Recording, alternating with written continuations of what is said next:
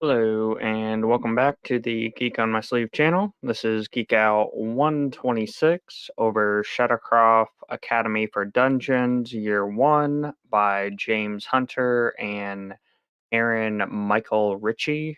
Here at Geek on My Sleeve, we learn how to human one book at a time. And yeah, this was a good one, all in all, for that. A lot of, life may not play fair, but doesn't mean you have to give up or even play by its rules. Yeah. This is one that we listened to a while ago and just finally cycled through. James A. Hunter has become one of our favorite lit RPG authors. Um, First came across him, correct me if I'm misremembering, Pete, was Rogue Dungeon, which was another kind of unique concept. And then we got into his Viridian Gate Online series, which we had heard a lot of good things about. He's also now done Bibliomancer with Dakota Kraut, another one of our favorite authors. Book 2 for that just came out, which I'm excited about. And then book 2 for this series has also come out, which was a lot of fun. And Yeah, I don't think we've actually finished any of his independent series. we were close on Rogue Dungeon. Okay. And I think we're getting close on Viridian Gate as well, aren't we? I'll I think we're say, like I'll check. I 5. want to say, yeah, we're up to like 5 or something. Yeah, I Um, guess I was thinking there's like 8 and then all of his side series that he has. right, So I guess, right. yeah. Anyway, he does a lot of collaborations, and it's becoming a very common thing in the space. Which we're loving Yeah, it. We're here for it.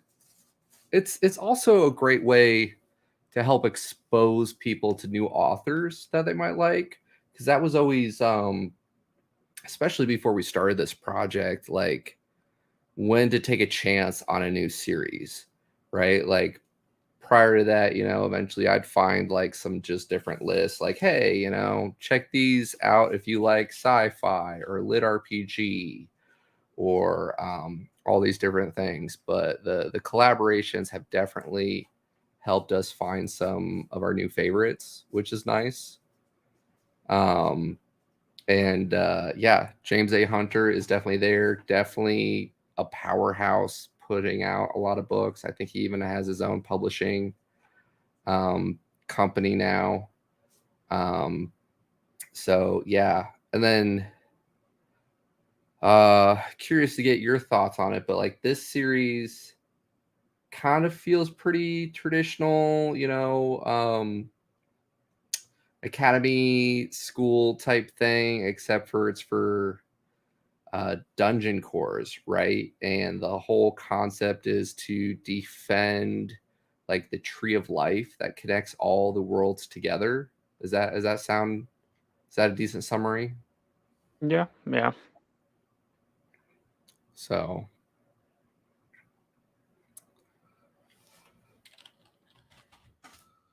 pull up the Uh, or title well, here on my end. what's that? Said I'm going to pull up the information on my end. Go ahead. Yeah, it's kind of weird because we know how the main Shadowcroft or whatever the guy of the academy gets people Mm-hmm. by uh, sending out mimics that are the Reaper dungeons, and they kill them to store their energy to create them into something new. We do know there are other academies out there that are, in theory, doing the same thing, but we don't have more details into how they're going about it, or if you get to choose. It doesn't seem like you would, as you're reaped by this Reaper or mimic, so you go to this school Mm-hmm. unless you're, of a more apothos rich world where then some of them Right. deliberately went to a specific Reaper dungeon. Right.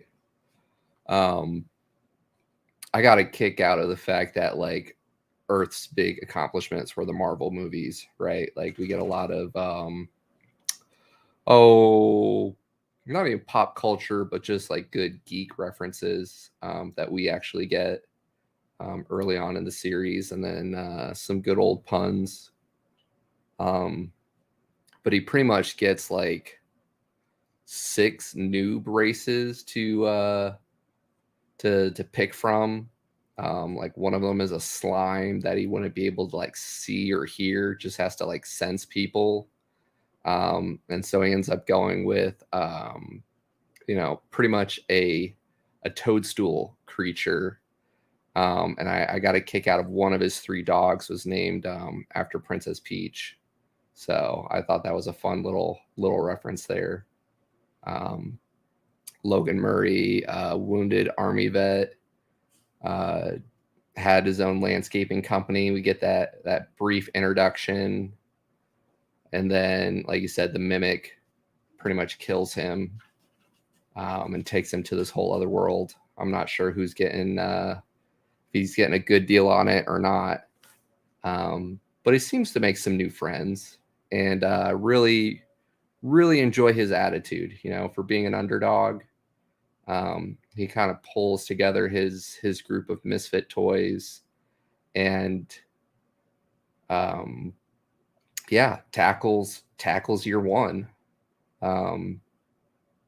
It's kind of like a game lit Harry Potter almost. Like it's not quite super sci-fi, it's more fantasy. Kind of get like some of the different stuff where they have the different classes. Fiendish fabrication, dungeon feng shui, ethics of murder, 1-on-1. So, yeah. Yes, Harry Potter-esque is good descriptor, yeah. And then they end up going up the different classes by absorbing more apothos, though it was, I don't know, it's interesting to see the diversity in ways that they can collect apothos and use Mhm. it. One of the big things is he finds the oh, I forget what it is, some plant thing inside the book, and he eats it, and it's a bunch of raw power that then he needs to, uh, put into one of the any numerous forms. Right. Right. Yeah. Yeah. Was just looking up Aaron Michael Ritchey, who co-wrote this. And unfortunately, he doesn't have too many Audible titles right now, it looks like. Um, but definitely want to check out some of those. Looks like he does some LitRPG, which would be interesting. Um, but yeah, back on point. I know you got through it, I think, a couple more times recently than I have. I've listened to this title probably 3 or 4 times, just once right before the stream. For those of you who haven't been keeping up with us, we have been on a little bit of a hiatus. Some real life lag, if you will, getting in the way. We'll probably do some update videos separate from that or from this. Don't want to get too deep in the weeds. But yeah, back on schedule. And if you're up for it, Pete, you want to kind of give us a quick run through of the book, Yeah. timelines wise? So we learn about our main guy who is a army vet who has lost a leg and owns a landscaping company, ends up picking up uh, retro box more or less with only one game on it. The game is essentially what's happening in the universe for the Tree of Life, and um, it's a dungeon core game. Beats the game, gets eaten by the mimic, goes to the Shadowcroft Academy, ends up picking the Mushroom Mancer. Can't remember the title of it, as a class, is excited about the symbiotic relationship, is kind of told that it's not going to be the best. He thinks, hey, if I can start off at the worst, many hands make the workload easier. Then we go, and of course, he's getting picked on from the get go. Hmm. And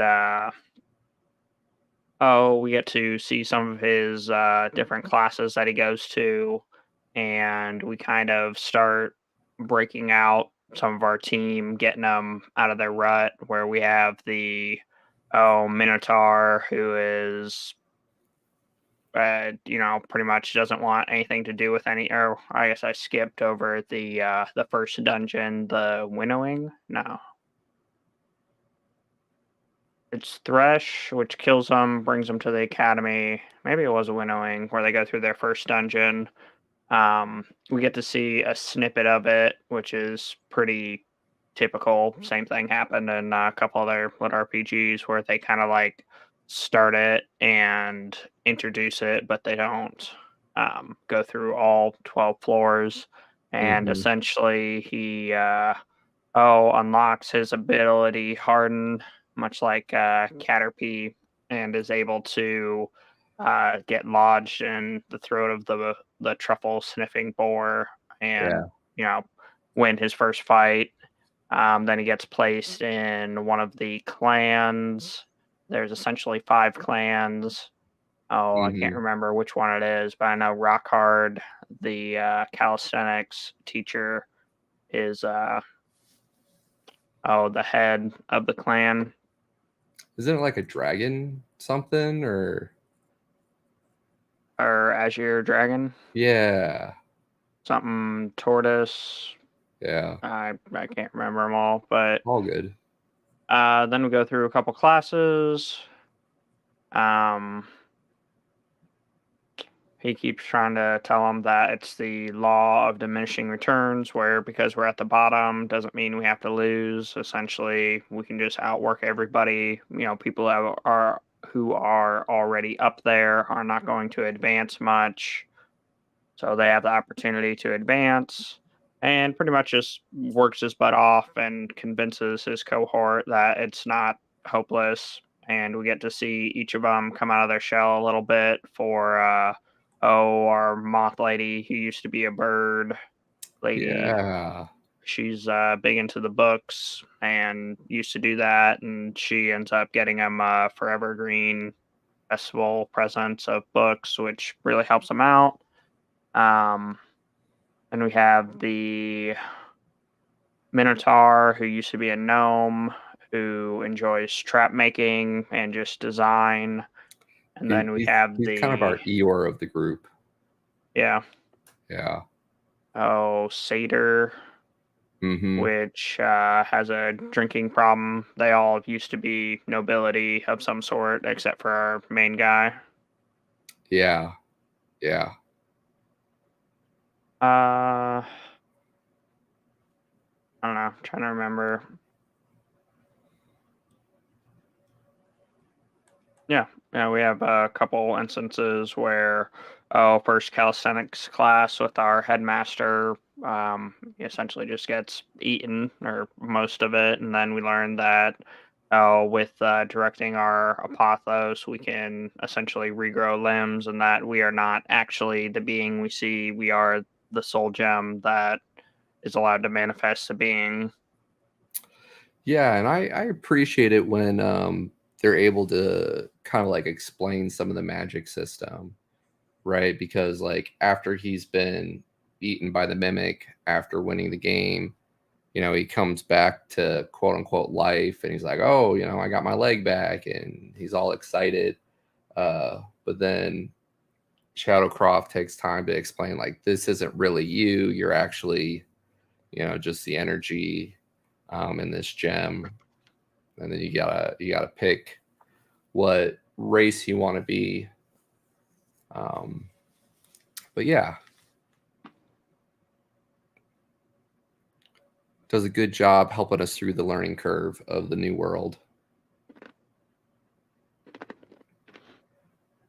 And then we have the midterms, which is essentially where we go up against. Trying to remember. I think the midterms were simulations or whatever, where you were supposed to defeat them before they got to the core, Mm-hmm. or not lose and have your core destroyed.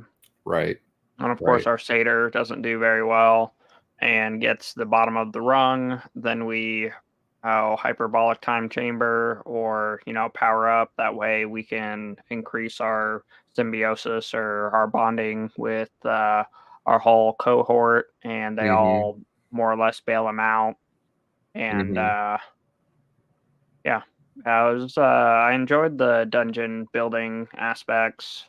And of course, Rockhard, cripples his core and uses one of his abilities to take place of one of the adventurers and tries to, you know, cut the rot or take him out early. Yeah. And they end up defeating him. Yeah.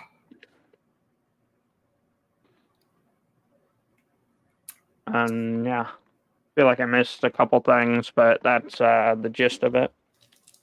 I'm a sucker for a good dungeon core book, and this was fun. Like the main crew um, all have pretty decently fleshed out stories, and we get to see them bond over the trials together. Um, get a good amount of fungus jokes.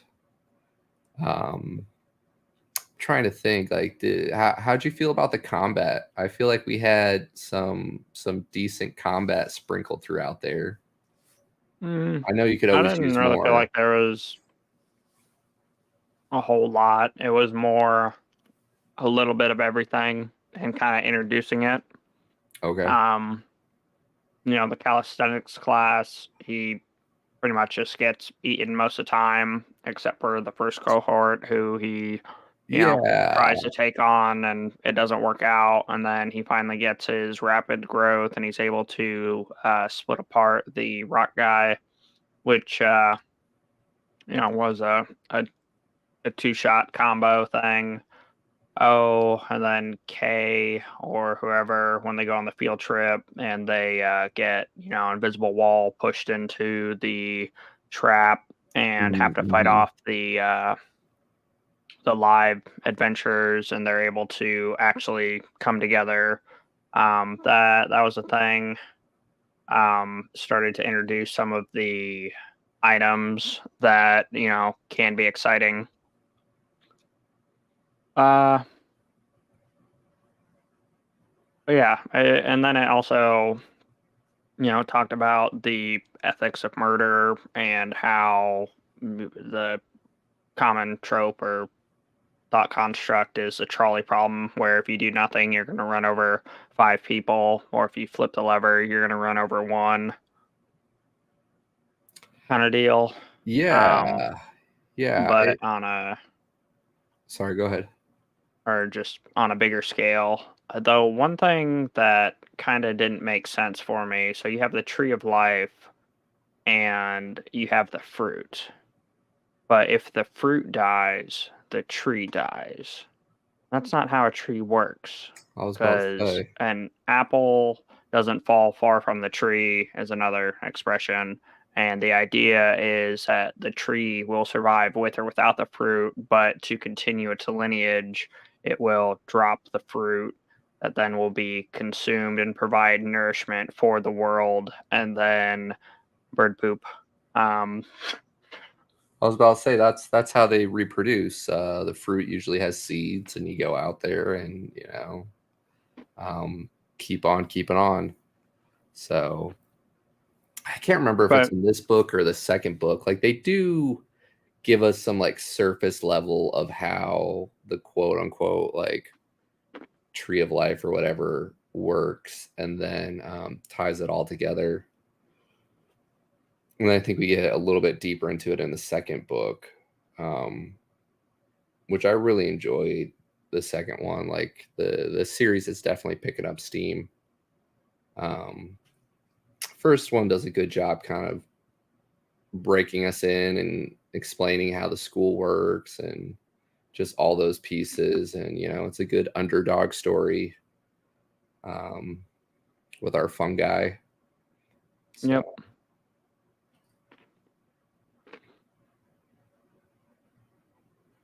Well, it's kind of interesting the way normally in school I think of one person who has multiple classes and okay, Slytherin Hufflepuff, whatever, kind of like Harry Potter, where they're a part of a thing, so your score counts towards the whole. But this one's Mm, weird because it's like you are a party, but you're also treated as individuals. But then our main guy's like, hey, if we're a party, we're gonna group up anyway, and it's just, I don't know. yeah, yeah. But yeah, we this is year one, supposedly out of four, and then yeah, I think it's book two that talks about it. So never mind. Um, We usually do so well, but yeah, this series is yeah. Got through book two, and now I'm trying to make sure we don't do spoilers of it there. Um,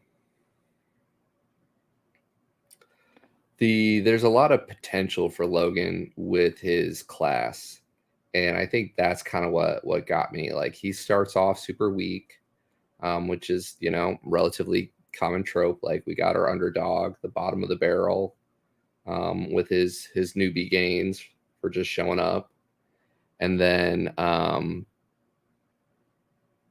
oh, like eventually, like part of the reason why they discouraged him from taking it is because as a fungus, he's in control of the bond. Like he could pretty much bond with other dungeon cores and then not let them leave.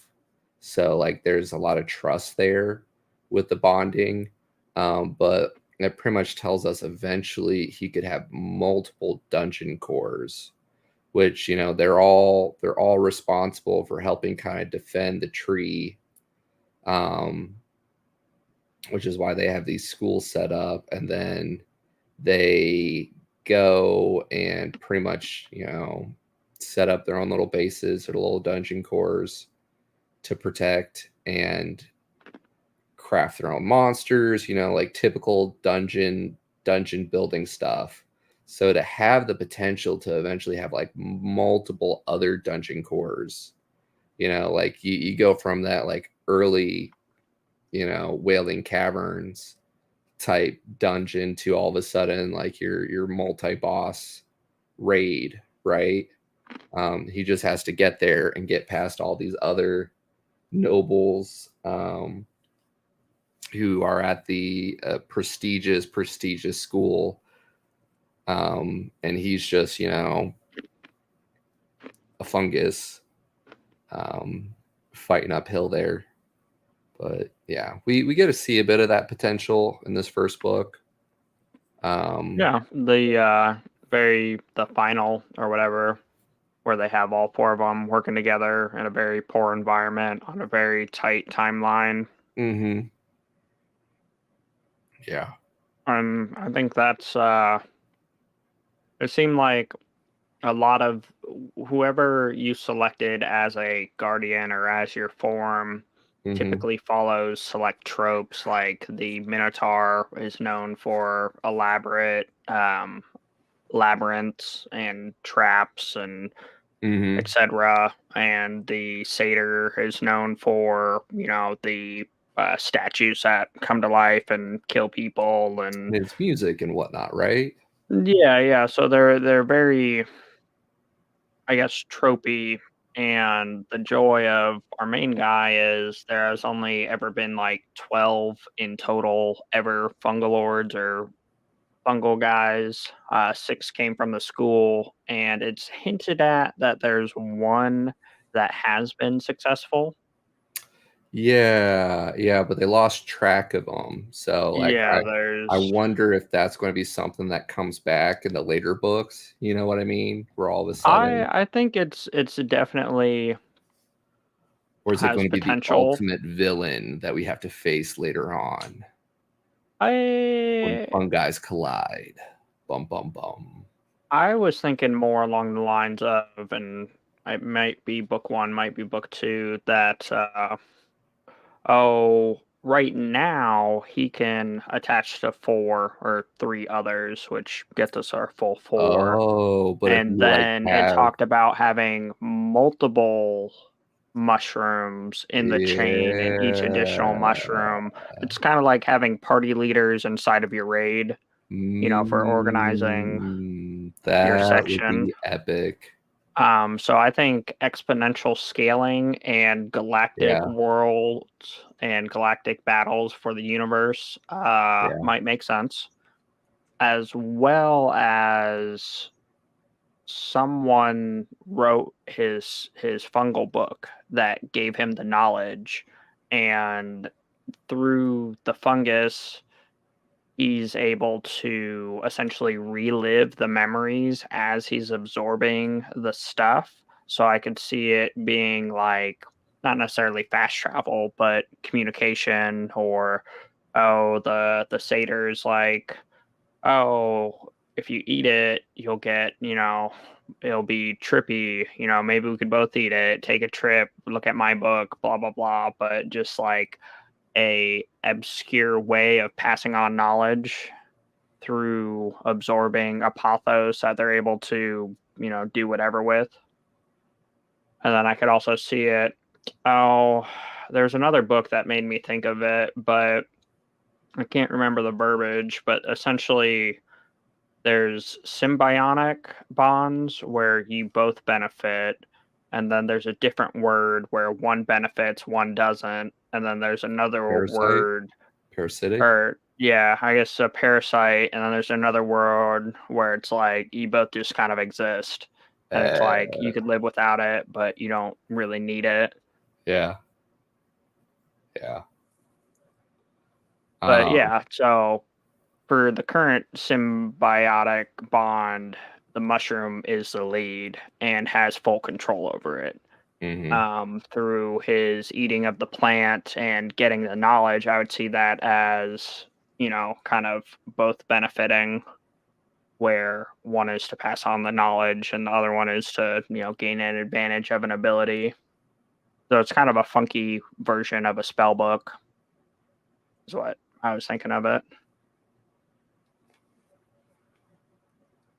Yeah, I'm curious to see more of the dungeons. I'm curious to see us advance along our path, our party to develop.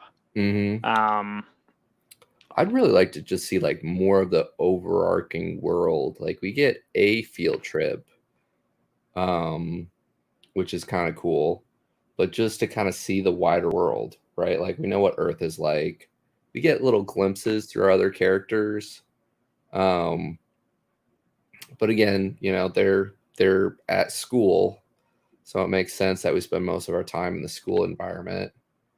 Um, the simulated dungeon crawls is kind of cool. How they have the adventures that they're able to like scale up and practice with the simulations. yeah. I thought that was kind of fun. Um,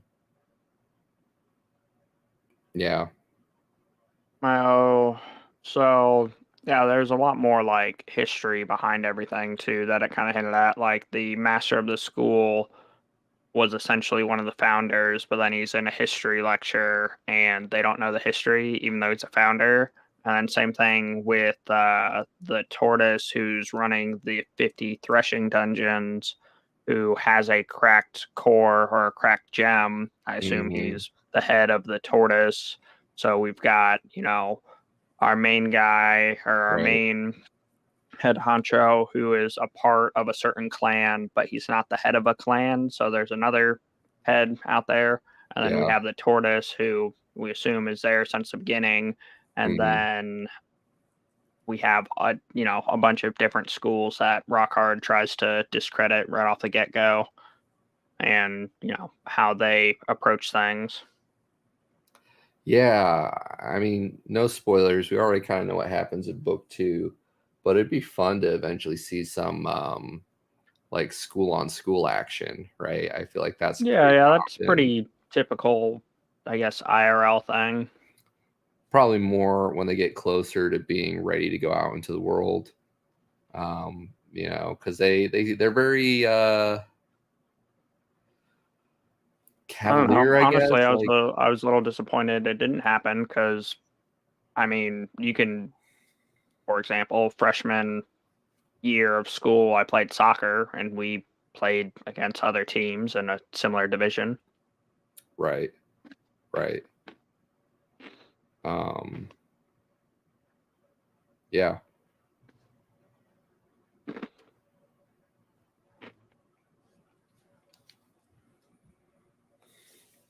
How does this book rank for you out of all of James A. Hunter's stuff? I think BGO I enjoyed more. Hey Mm-hmm. Chaz. This one was kind of a nice like palate cleanser where it was a little off the wall, but also kind of like you said, had a very similar vibe where a Mm-hmm. lot of the tropes or the feel for, kind of like a Harry Potter dungeon core style thing. Yeah, I was about to say like we keep talking about how we need to make some good content around people kind of looking to get into the lit RPG space, but like if somebody likes the school type environment and needs kind of that structure just to kind of help them get through the learning curve of kind of like the lit RPG aspects, like this is a good title for them. It's not huge. It's pretty straightforward. You got some nice little references to other video games if you're a gamer. And even though it is lit RPG, it's not super heavy on the stats, is it? No, it's more just the the roll, like he Hmm. rolled, a mushroom, whatever. So that's where his abilities come from, and Right, the right, ranking. As you rank up, you unlock more abilities. But yeah, right. it wasn't super stats heavy.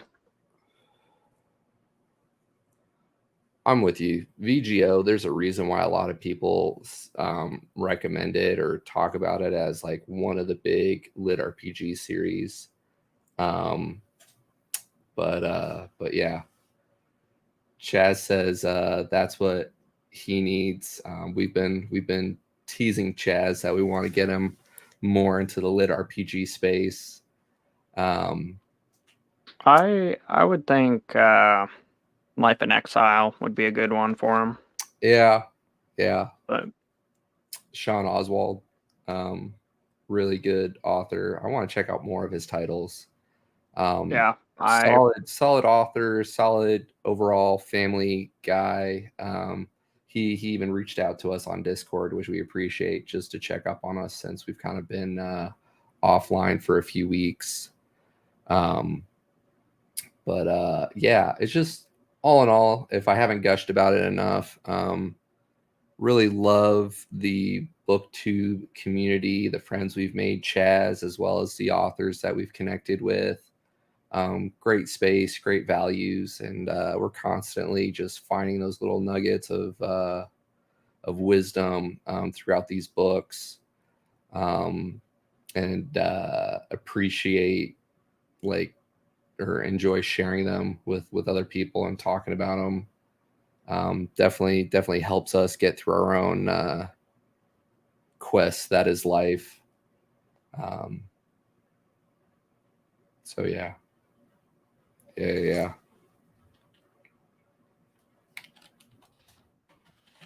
yep.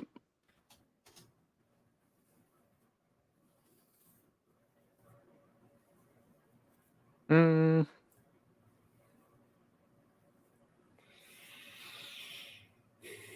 oh, there are a couple quotes that I was trying to play them and things were acting weird.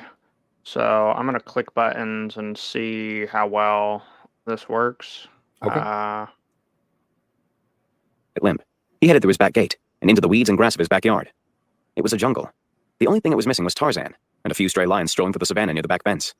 Logan spent his days perfecting the yards of his customers, but his own was liable to get a notice from the HOA any day. What was that old proverb? The shoemaker's children have no shoes. It was like that, but with more weeds. The shoemaker's children have no shoes. We work What so what hard to perfect things for everybody else, but in reality, we typically let our own things go. And yeah, it's very true in my experience. what Um, speed you got that at? You might want to roll it back for our friends. Uh, so I haven't set up my new apparatus, so mhm, these are pre-recorded. So gotcha. sucker. Hey, Um, I'm I there I listening with you at two normally to three x can speed. can do that, but with the setup I currently have, it's not real feasible. Yeah. I could definitely relate to the cobbler's kids have no shoes quote. Just because, definitely in both professional and other stuff that I do for family, constantly making sure that we're taking care of their stuff. And then by the time you get home, Tired of don't looking really at have it. time to, do all that stuff for you. Um, but yeah, yeah. What other quotes you got? He could transform into a brick, and he could make Dungeoneer sneeze. Not exactly a promising ability set, but with a partner in crime, he could maybe survive long enough to truly make something of himself. Many hands make light work. Uncle Bud always said that life's burdens were easier to bear when you found other people to help share the load.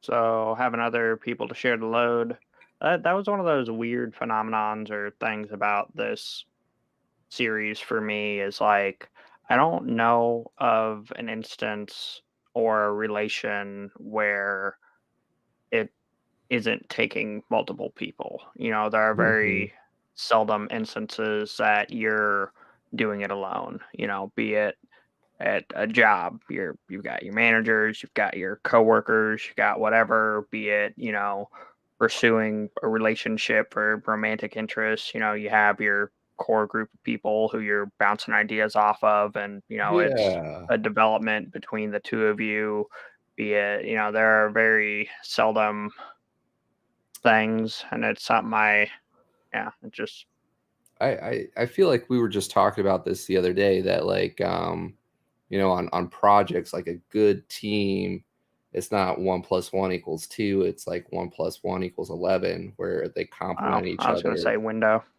uh, um and yeah, like we get to see that a little bit with this book with Logan, and kind of like how he gets his group of friends where they're really good at their niches, and by teaming up, like they're just that much better, right?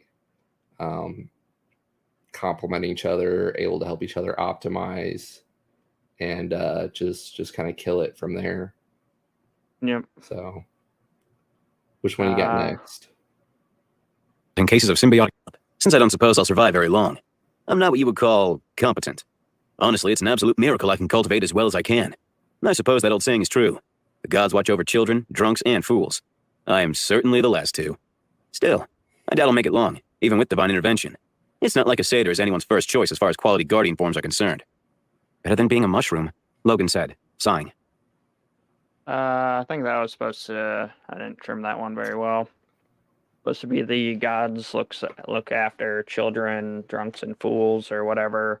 Yeah. And for me, it was more that like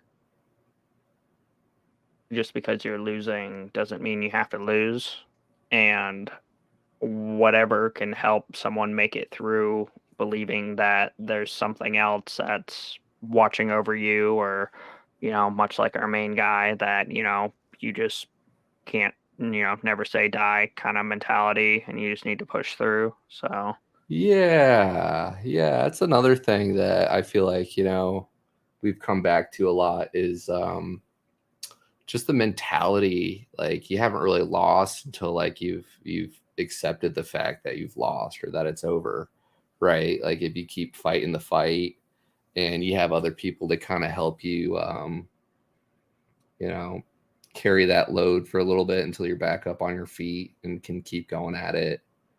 It makes a difference. Um,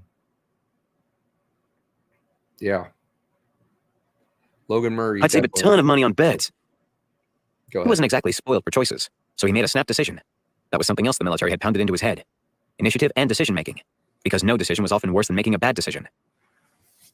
no decision is often worse than making a bad decision. Comes through time and time again in this, where he's being picked on, so he decides to fight back. He's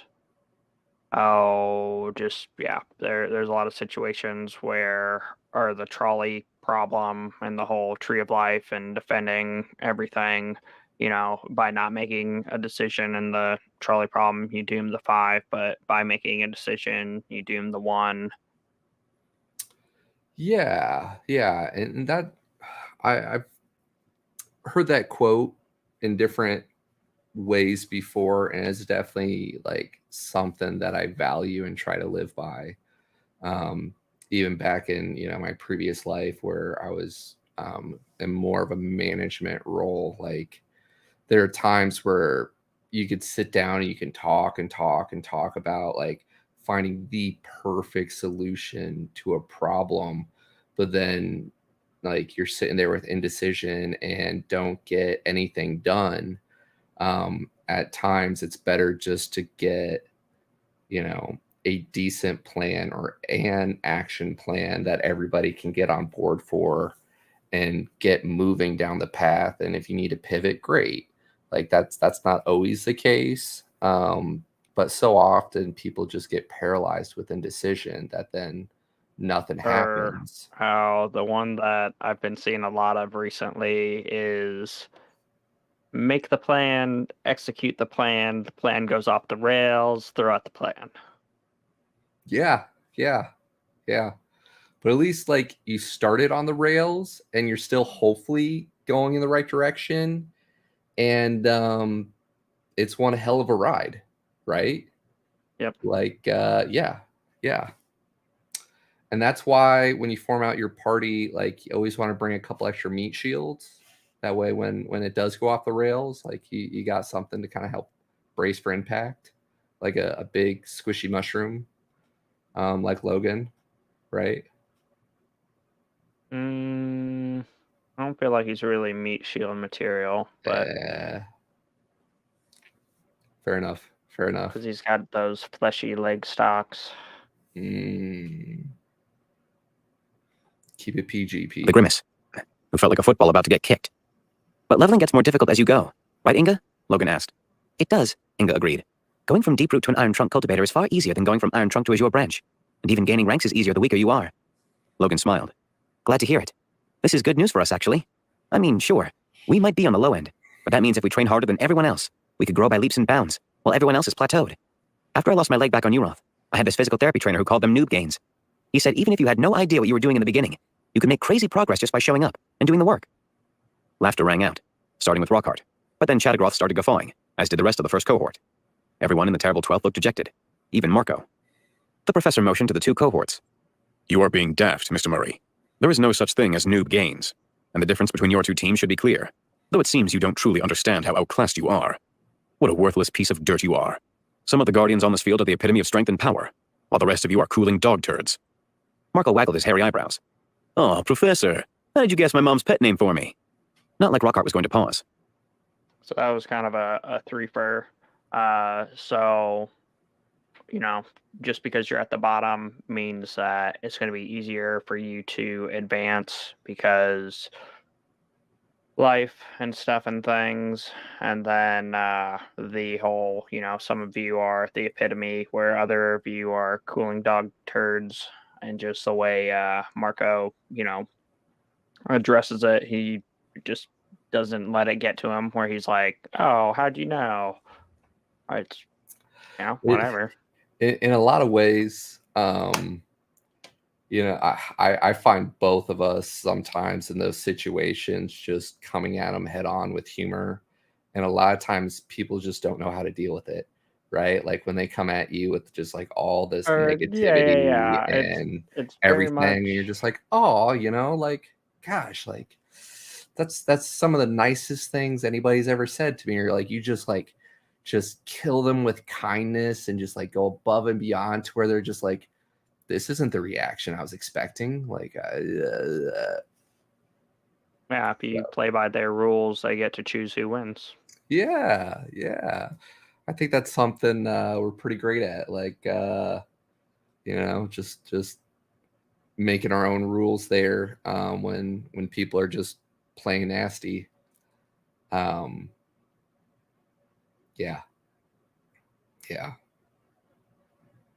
Also, those negative Nancy's, like, who needs them? Yeah, and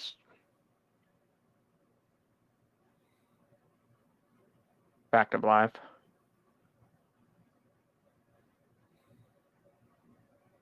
Next one. But Shadowcroft's fire disperse. Listen, I know today wasn't ideal for anyone, but that doesn't mean we should give up. We're not the strongest here. Just Oh, that's a similar thing as the one I forgot for the other thing. It's law of diminishing returns. So, the more XP you have in it, the harder it is to get to the next one. Takes more to achieve the next level. So, starting in a lot of senses is the easiest. And then, yeah. Brandon Sanderson has a really, really good quote about that. Is pretty much where it boils down to, like, the first step is the hardest, and then the next one, and then the next one. Like, you just like, it's so easy to get lost in the big picture sometimes, that you just have to just keep taking those steps. burned in sconces in the terrible invisible resistance holding him back. Every inch felt like it sapped the last of his strength. How would he find the energy for the next step? He couldn't think about the steps. That was the answer. Instead, he focused on his friends, on his why. His Uncle Bud used to say that if your why was big enough, nothing could stop you from achieving it. He couldn't dwell on the difficult, but on the reason why that difficult thing was worth doing. Step. He thought of Treacle's pessimism. What if they were able to pass their final exam? Would that change the Minotaur's attitude? Step. He thought of Inga failing the Stringentious Trigoform's exam. Her life had been destroyed, and yet she believed enough in him to join him. He risked her life and her fate, and he couldn't let her down. Step. He thought about Marco, about the sad, drunken tragedy of his life. The satyr had grown, matured, and Logan wanted to do this for Marco. He wanted them to win, together. Marco had mourned his friend, but he'd also felt the Tree of Souls, the beauty of being connected to the source of life itself. Step. And that was the biggest why of all. Logan needed to do this because the Tree of Souls was bigger than him. He knew he could protect the tree, and that he could help restore Apothos to Earth. He could save his world from withering and dying. If that wasn't worth the pain and the hardship, then nothing was. Logan. So, essentially the same thing. You've got to, with a will, there's a way. Yeah. If your why is big enough, then nothing is really an obstacle. And like, I've definitely caught myself when, just even the last couple weeks with life being so crazy and why we haven't been able to get on and do one of the things that always brings us joy. It's like, catch myself, what's the why? Like, why are we doing it? Why are we doing any of this? And kind of helps you push through it. You got a lot of good quotes this time around. You did good. Yeah, I wanted to trim them up and do them different, but at least I got them through this time. Yeah, we'll be more prepared for the next stream. Souls reaching the terrible invisible resistance holding him back. Every inch felt like it sapped the last of his. That was a repeat. Probably started at a different spot for if your why is big enough. But why are there only 6 choices?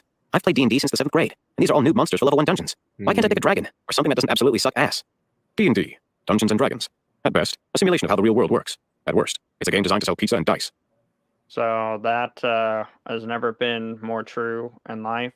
D&D is either the way the real world works or just an excuse to sell dice, pizza and dice. There has been a thought construct of a book / series / I need to get this out into the ether of, for me, how video games set me up for success. Yeah. Because, through the typical 5-man party, you've got, the tank, the 3 DPS, the healer, and the objective is not completable or obtainable without all of them. And each of them has different aspects. Like, there are several variations of tanks. So if, the one tank that is higher damage or higher armor rating doesn't have, as much, taunt or a lot of low impact anyway. So variabilities and just how you can, I guess it really comes down to people take everything personally. And if you say, hey, you beeped up, they're like, oh no, I'm going to take offense. I didn't do anything wrong. When if you explain it in a third party perspective, such as, this person did this, what do you think about it? And they're like, oh, that was wrong. It shouldn't have happened like that. Then they're understanding and accepting. So video games being able to isolate and separate and not take it as personally, as well as, oh, taking knowledge from one thing and applying it elsewhere, such as I learned what macros were. And there are a lot of tasks in my life that are repetitive. I hit the same button rotation. So then I learned how to code macros, and I click one button, it goes through the whole rotation on its own. That's a valid life skill. Automate and that, yeah. Heck yeah. So when's that book coming out? it's Spring tune in next 2023. time to see. Right on. But yeah, they're so I think a lot of it for me too was just the generational barriers, and I don't want to say boomers, but the older people in my life basically were like, video games are useless, you're going to learn nothing from it. And then I curled up in a tight little ball and it became my world. And when I came back to the real world, it turns out that it was all video games all along. Or what's that? You came back? I'm pretty sure it's this is one of your NPCs, I companions, haven't and fully you're came back. still an isekai in the other world right now. Yeah, the Wi-Fi is great over here, and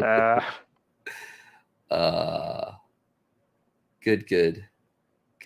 You got more quotes for us, or is it time to that plug is the all next that I half? ended up grabbing. Let me look at my notes. Shoemaker has no shoes. We talked about that. D&D talked about that. Gods watch over. Making decisions. Leveling getting harder. Law of diminishing returns. If your Y is big enough. Yeah, we hit all the ones that ended up grabbing. Sounds good. So, are we back at our normal time next week? Yeah, so First and buttons. foremost, hope all our domestic friends have a fun and safe 4th of July weekend, Independence Day weekend coming up. We tried to factor in for that for this week, which is why we're doing it on this Thursday. So thanks to everybody who joined us live and those who catch it in the archives. For next week, what we got Yeah, going? we're rotating back to Sunday. So the 10th, the 17th, and the 24th. So we have buttons. Appreciate it, Chaz. Thanks for hanging with us. We have the 10th. Oh. We are doing Biomancer Book 2 by Shamir Kuzniks. He does the New Era Online. Or stop. There you go. New Era Online. This is a second separate series, but it is in the same universe, and it's unique, and I thoroughly enjoy it. I haven't been through the second book yet, but the premise of his first book is, Guy, Gai, is a supercomputer who runs a video game, and stuff happens, and then they figure out that due to the time dilation, they can do a lot more, such as put scientists or people who can accelerate at a faster time, that they can get more work done in a shorter span, as well as with the quantum processing power can render and do all the super awesome stuff inside of it. Things go south. Life Reset is an amazing series. I'm going to try not to disrupt too much of that. But for Biomancer, it essentially is a brother of someone who got trapped inside the game. And due to being trapped inside the game and subject to the environment, they had negative psychological impact and they are not fully coherent or able to interact with the regular world after the fact. So, in trying to save the brother who is more or less comatose, he ends up going back into the game. And then, after the tragedy of the first book, there's new parameters, and yeah, uh, it's hard to say stuff So about this without saying too much. yeah, one of the things that I really enjoy about this book is virtual reality and video games, kind of like we were talking about a bit earlier, um, have a negative rap with some people, and there's also a lot of potential for just like evil, right? Like a lot of times you hear people talking about how, you know, it desensitizes people to violence and just like all this other stuff, just like bringing out the worst in humanity. But in the premise of the first book, he gets the main character gets put into Neo as part of a study where they use the NPCs to kind of help treat his psychopathic tendencies, right? Where he's just always been about the mission, about the goal, like at any cost, et cetera, et cetera. But through, you know, this immersion world, they're able to give him, you know, like essentially a kind of therapy that you wouldn't be able to do out in meat space. And, you know, we've talked about it in other streams, but like, you know, it's technology has just as much potential to do quote good as it does evil, right? Like, yes, you can, you know, condition people to kill Yeah, indiscriminately, yeah, but like, it's like that for anything, mhm. and yeah, But this book does a good job. It shows a lot of medical potential benefits for technology, and you know, as we can look back with just science fiction, I feel that literature like this kind of helps push the discussion the right way of just like the potential for VR in the future, right?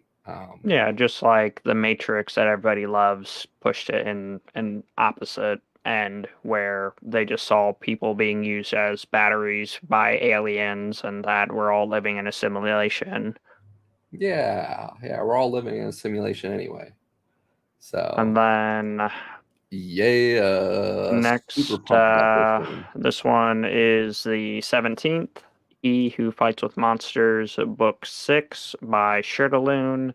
Hmm. And yeah, they are longer books. This one's It actually pretty is, short, oh, unfortunately. Like this title, I was kind of griping about it when I was looking at it. I'll pull it up, but like the earlier ones are pretty long. But for this title, we are down to nearly 16 hours versus the nearly 30 hours of the first one. But this book just came out 2 days ago, and there's already over 1,300 ratings at this point, which just speaks to how crazy it is. It's at a 4.9 star rating. Um, Over 1,250 of those are 5 star. Nearly 100 of them are 4 star. Yeah. But yeah, He Who Fights with Monsters is a phenomenal series. It's a little more. It's a Sekai where, trapped in another world, but then it does so much more.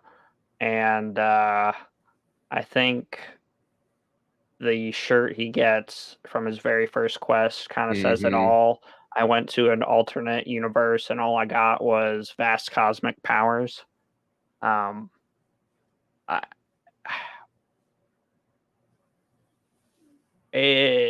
it does a lot of great, amazing things, and it's definitely highly ranked for the lit space for me. Yeah. Yeah. Really looking forward to that one as well. We still doing 8 p.m. Or four, Oh, we're doing 4 p.m. on Sundays. yeah. Oh, okay. Well, there we go. 4 p.m. Sunday Eastern Standard Time for the next couple streams. So, Then we had Arturian Archives, Book 10. I'm going to need help with pronouncing that. yeah, Archrology, Dennis Vanderkerken, and World by Dakota Kraut. Loving the series. Super pumped with where we are in the grand scheme of things. Thanks to this series, it makes me want to go back and rewatch our Completionist Chronicles Geek Outs just We because it's keep filling it saying out. that, Yeah, where yeah. I've made predictions and assertions, and then the reality may or may not be the same. Mm-hmm. Mm-hmm. Yeah. But yeah, it's Book 10 in the series. If that tells you anything. Yep. Yep. It is technically a side series It's good enough parallel. that it's its own. Yeah, it definitely could be a standalone. Recommendation would be to read The Divine Dungeon, into Completionist Chronicles, into Arturian Archive, and then they started Lion's Lineage. Yeah. Yeah. Yeah. And then we also have a new Completionist Chronicles book coming out. I think if you order it through Dakota Crowd's website, you can get it as early as tomorrow. So looking forward to binging that one as well. Going back and hanging out with our boy Joe. Yep. So Yep. yeah. Thanks everybody who was able to hang out with us. Appreciate you joining us on the different time and everybody's support. Everybody who reached out to check up on us during our hiatus means the world to us. Really does. Yep. Thank you again, and hope to geek out with you here soon. Bye.